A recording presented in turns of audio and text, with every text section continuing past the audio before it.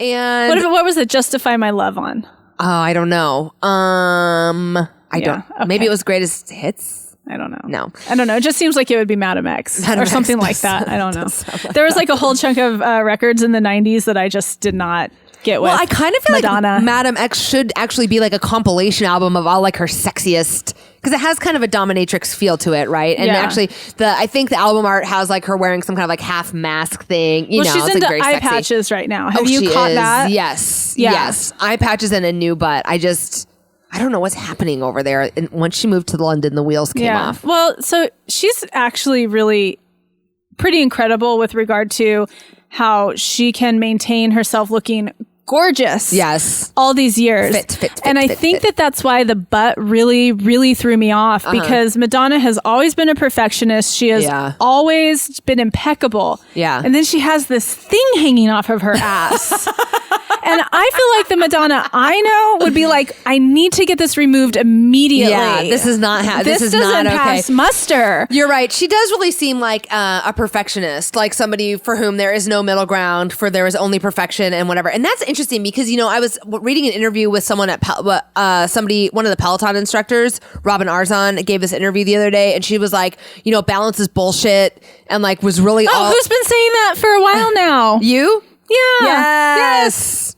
There is no balance. No. And so just go all in on what you love and like fuck trying to set a balance, fuck trying to kid everyone with this like work-life balance bullshit, basically. Well, what I think it is a little different approach to her. It's like, I don't think there's ever balance, but I think it's like it all kind of can balance out in the wash if you're healthy, right? Yeah. So if I'm currently like into like writing a book, for instance, I'm going to go all in on the book, and my workouts might suffer or my time with my family might suffer. But right now I'm going all in on the book, and then it'll roll into a time where it shifts, where I'm not working so much on the book and I'm putting more into my family. And it's sometimes it rolls over the course of weeks. Sometimes it rolls over the course of months, and with big life things, it rolls over the course of years. I love that you said that, because honestly, I think about it in terms of priorities as opposed to balance, but it's the same concept. And mine have shifted so much in the last 5 years. Like I have seen huge shifts where like for a while I went all in on like trying to organize and manage my blended family situation. And then that was like, okay, I'm done trying to manage that. And then I went all in on something else. Usually working out is like kind of a next kind of best thing. If I don't have anything else going on, I'll like go all in on all the workouts, and then like in the last week or so, actually I'm under the weather, and being sick has been great for my book, because I've been like, well, I can't work out. I use working out as a buffering activity sometimes when it's like I have something I really need to do, but I'm like too scared to do it. I'll be like, well, I got to go work out, and I'll like go work out for 2 hours or something instead of like turn my attention to this thing that really needs it. And so it's been great over the last week to like be all in on my book chapters again. And I think that as I move through the next couple of months, I have a launch date set for October 1st for the book. And I think that as I move towards that, like that's my priority right now, and there won't be much balance around anything else. Yeah. Between the show and that's it, Yeah.